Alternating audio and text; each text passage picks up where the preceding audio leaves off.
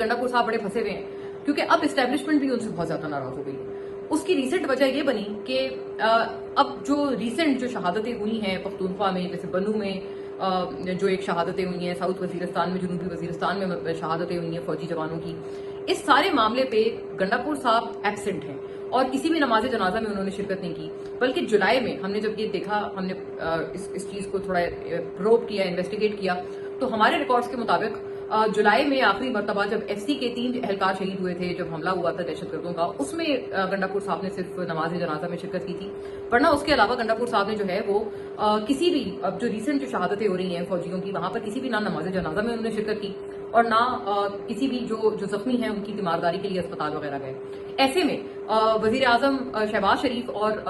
Army chief field marshal Asim Munir, आपको पता है वो अभी थोड़े रोज पहले ही वो जो अभी रिसेंट शहादतें हुई हैं वो उन्होंने नमाज जनाजा में भी शिरकत की और अस्पताल जाके जो जख्मी हैं उनकी भी उन्होंने तीमारदारी की।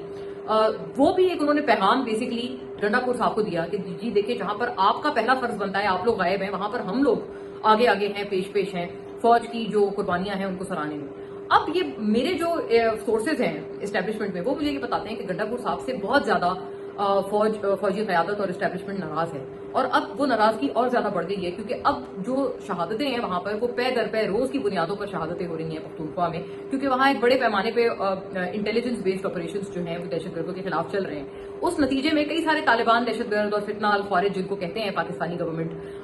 फितना अल ख्वारिज जो हैं और जो दहशतगर्द हैं वो सारे मारे जा रहे हैं, उनका भी बड़ा नुकसान हो रहा है भारी भारी। लेकिन पलट के वो भी हमले कर रहे हैं और उन हमलों में फौजियों का भी नुकसान हो रहा है, फौजियों की भी शहादतें हो रही हैं और जख्मी भी हो रहे हैं, वहां पर भी बड़ा लॉस ऑफ लाइफ है। उस लॉस ऑफ लाइफ पे जो गंडापुर साहब अब एब्सेंट हैं, वो जो है ना एक बहुत तकलीफ का बायस बना हुआ है एस्टेब्लिशमेंट को, और उनको वो चीज बहुत बुरी लगी कि गंडापुर साहब सिटिंग वजीर आला हैं और दरअसल ये उनका काम है कि वो लॉ एंड ऑर्डर को मेंटेन करें। 18वीं तरमीम के बाद लॉ एंड ऑर्डर जो है वो एक्चुअली सूबों की जिम्मेदारी है और सूबाई सब्जेक्ट है, लेकिन गंडापुर साहब अपनी इस काम को करने में चूंकि नाकाम है, तो इसलिए फौज एक तो उनकी मदद कर रही है, वहां पर हेल्प कर रही है, ऑपरेशन कर रही है, लेकिन उसके बावजूद गंडापुर साहब जो शहादतें हो रही हैं उस ऑपरेशन के नतीजे में उनको ओन ही नहीं कर रहे। इस आपको पता है, अब पीटीआई के से मैंने ये फिर जब पता किया कि भाई आपके साथ तो बड़ा मसला बन चुका है एस्टेब्लिशमेंट का,